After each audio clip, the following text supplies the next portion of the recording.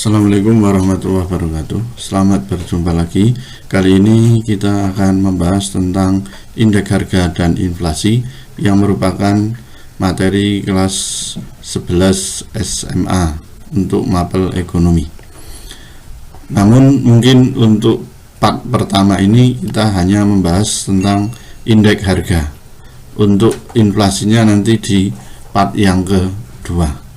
Baiklah, langsung kita membahas tentang indeks harga. Indeks harga merupakan perbandingan antara harga rata-rata pada tahun yang dihitung atau tahun ke N dengan harga rata-rata pada tahun dasar atau tahun awal. Macam-macam indeks harga. Yang pertama ada indeks harga konsumen atau biasa disingkat IHK, indeks harga konsumen. Adalah indeks yang menjelaskan perubahan harga suatu barang atau jasa yang dibeli oleh konsumen. Jadi perubahan harga suatu barang yang dibeli konsumen. Barang-barang apa saja itu dikelompokkan menjadi 7. Yang pertama adalah bahan makanan dan minuman tentunya. Kemudian yang kedua rumah. Yang ketiga pakaian. Yang keempat kesehatan. Yang kelima pendidikan, yang keenam olahraga dan rekreasi, serta yang ketujuh adalah transportasi dan komunikasi. Jadi indeks harga meliputi 7 kelompok barang atau jasa yang biasa dibeli oleh konsumen. Yang kedua adalah indeks harga produsen, yaitu perbandingan antara harga barang dan jasa yang dibeli produsen pada waktu tertentu. Tentunya ini adalah untuk proses produksi. Meliputi apa saja? Yang pertama yang antara lain adalah bahan mentah atau bahan baku. Kemudian bahan setengah jadi. Nah, ini adalah indeks harga produsen. Jadi yang dibeli oleh produsen pada waktu tertentu. Kemudian yang ketiga adalah indeks harga yang dibayar dan diterima oleh petani. Jadi meliputi 2, yang dibayar dan diterima petani. Ini menggambarkan perkembangan harga kebutuhan rumah tangga petani. Kemudian yang dibayar oleh petani itu meliputi apa saja, yaitu kebutuhan konsumsi rumah tangga petani itu sendiri. Kemudian untuk proses produksi seperti pupuk, benih, dan obat-obatan. Ini adalah yang dibayar petani. Kemudian yang diterima petani merupakan angka yang menunjukkan sejumlah harga sebagai perkiraan penghasilan petani. Nah, penghasilan petani adalah dari penjualan hasil produksi pertaniannya. Nah, apabila yang dibayar lebih banyak atau lebih besar daripada yang diterima petani, maka petani mengalami kerugian. Ya, yang dibayar meliputi tadi kebutuhan konsumsi rumah tangga petani, kemudian pupuk, benih, obat-obatan. Itu jika lebih besar daripada penjualan hasil pertaniannya, maka petani mengalami kerugian. Namun jika penjualan hasil produksi pertanian itu lebih besar angkanya daripada yang dibayar petani seperti untuk konsumsi rumah tangga petani, pupuk, benih, obat-obatan, maka petani mengalami keuntungan. Kemudian yang keempat adalah indeks harga implisit, suatu metode membandingkan pertumbuhan ekonomi nominal dengan pertumbuhan ekonomi real. Sebenarnya ini sudah kita bahas dalam GDP atau GNP deflator yang membandingkan antara GDP atau GNP nominal dengan GNP real. Jadi ini untuk fungsinya adalah untuk menentukan tingkat inflasi,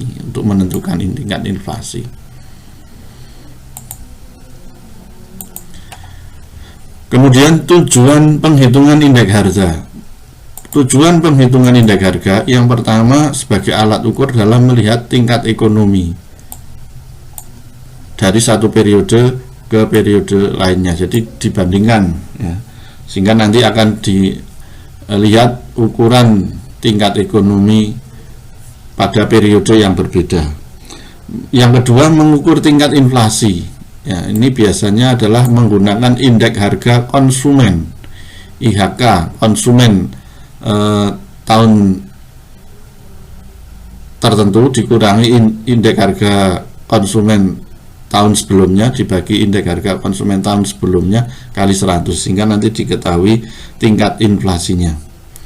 Yang ketiga, digunakan oleh pedagang untuk menentukan harga jual. Ya, ini sebagai penentu dalam menentukan harga jual. Tentunya ini adalah indeks harga produsen atau indeks harga pedagang besar. Yang keempat, pedoman untuk mengatur upah gaji buruh serta menyesuaikan kenaikan gaji buruh jika terjadi inflasi. Jadi ada sistem upah berdasarkan indeks harga. Ketika indeks harga mengalami kenaikan, maka di sini upah juga akan menyesuaikan mengalami kenaikan supaya karyawan atau pekerja bisa memenuhi kebutuhannya.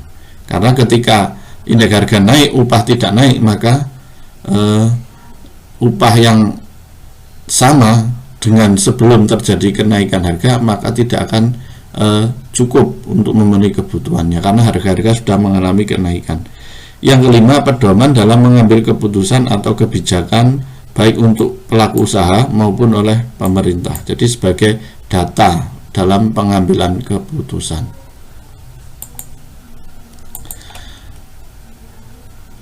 Baiklah, kita langsung rumus dalam perhitungan indeks harga. Ada beberapa metode. Yang pertama, yang paling sederhana adalah metode agregatif tidak tertimbang, di mana rumusnya IA, IA ini adalah indeks harga yang tidak tertimbang. Kemudian sigma itu jumlah, PN adalah harga yang dihitung angka indeksnya, tahun yang dihitung angka indeksnya, P itu price, harga artinya, N adalah tahun yang dicari.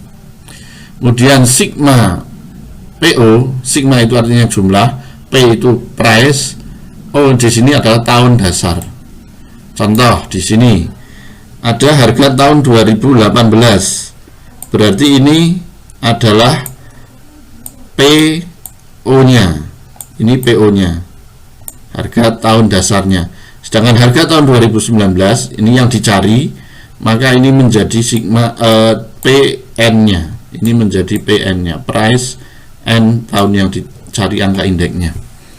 Contoh di sini ada nama barang dari A sampai E, kemudian harga masing-masing barang ya, tahun 2018 ini dari 400 sampai 800 kita jumlah di sini 3000. Berarti ini 3000 adalah sigma PO-nya,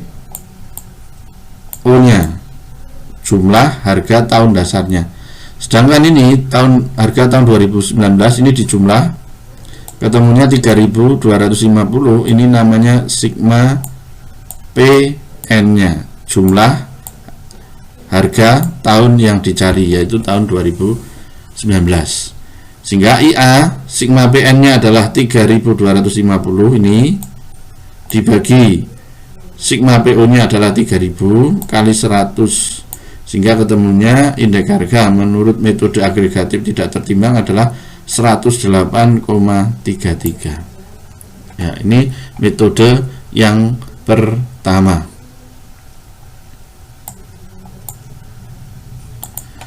Kemudian metode yang kedua. Metode yang kedua ada beberapa rumus. Yang pertama adalah indeks last price. Indeks last price ya. Ini IL itu indeks last price sama dengan sigma itu jumlah, P kali N berarti harga tahun yang dihitung angka indeksnya kali QO. Q itu quantity atau jumlah. O di sini adalah tahun dasarnya. Dibagi sigma PO, P itu harga, O adalah tahun dasar, harga tahun dasar kali jumlah tahun dasar kali 100. Sebagai contoh di sini, ini ada nama barang A sampai E, kemudian harga 2018 ini namanya berarti PO, nah, harga tahun dasar. Harga 2019 ini berarti harga tahun yang dicari angka indeksnya. kemudian jumlah 2018 berarti QO, jumlah tahun dasar, kemudian jumlah 2019 berarti QN adalah jumlah tahun yang dihitung angka indeksnya. Terus rumusnya berarti yang pertama kita cari sigma PN kali QO. Sigma PN kali QO. Ini kita buat tabelnya di sini. PN berarti yang ini PN ya. Kemudian QO berarti yang ini. Ya. Berarti di sini 120 kali 60. Ini ketemunya 7.200. Kemudian ini 210 kali 50 ketemunya ini. Ya. Kemudian barang C 240 kali 40 ketemunya ini. Kemudian 330 kali 30 ketemunya 9.900. Kemudian 350 kali 25 ketemunya 8.750. Nah, ini kita jumlah. Maka ini namanya, ini adalah sigma PN kali QO ya, yaitu 45.950. Kemudian sigma PO kali QO berarti ini PO ini dikali ini sama dengan ini kali ini. Berarti di sini 100 kali 60 berarti 6.000 ya, 100 kali 60 berarti 6.000. Kemudian ini 200 kali 50 ini 10.000. Kemudian 250 ini kali 40 berarti 10.000. Kemudian 300 kali 30 itu 9.000. Kemudian 340 kali 25 ini 8.500.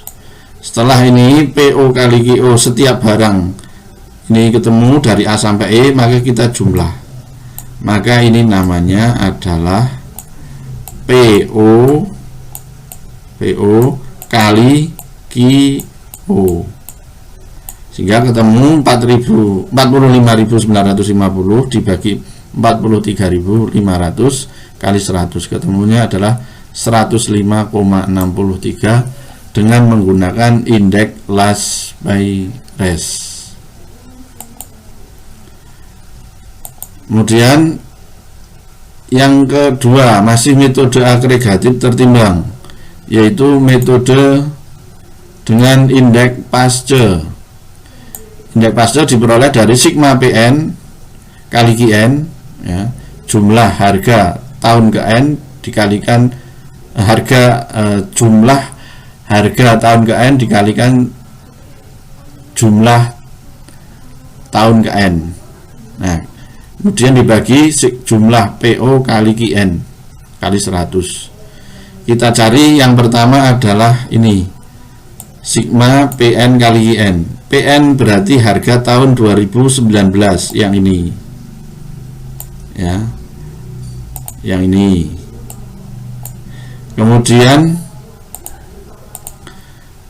QN berarti yang ini 74. Berarti kita cari dulu PN kali QN ya, PN kali QN berarti 120 kali 74 ketemunya 8.880. Kemudian untuk barang B 210 kali 60 ketemunya 12.600.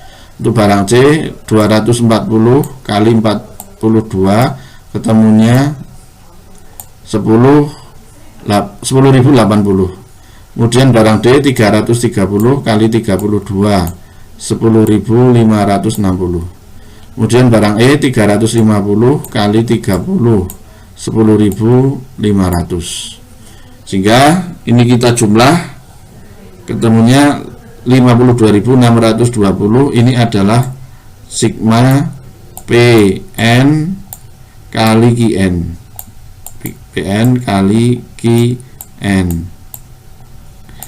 Ini sudah kita cari. Kemudian kita cari sigma PO kali Qn. Sigma PO kali Qn. PO berarti yang ini, harga 2018, berarti 100 kali 74, jadi 7.400. Barang B 200 kali Qn nya 60, berarti 12.000. Kemudian yang C 250, PO nya kali Qn nya adalah 42, temennya 10.500. Kemudian barang D 300 kali 32, temennya 9.600. Kemudian barang E 340, PO nya kali Qn nya yaitu 30, maka ketemunya 10.200. Setelah kita kalikan semua barang A sampai E untuk PO kali Qn nya, maka kita jumlah, ketemunya 49.700. Ini namanya adalah sigma PO kali Qn ya. Kemudian kita masukkan sigma PN kali Qn, ketemunya ini 52.620. Sigma PO kali Qn nya adalah 49.700. Kita masukkan, kita bagi 52.620 kali dibagi 49.700 kali 100 adalah 105,87%. Ini indeks menggunakan indeks Pasteur.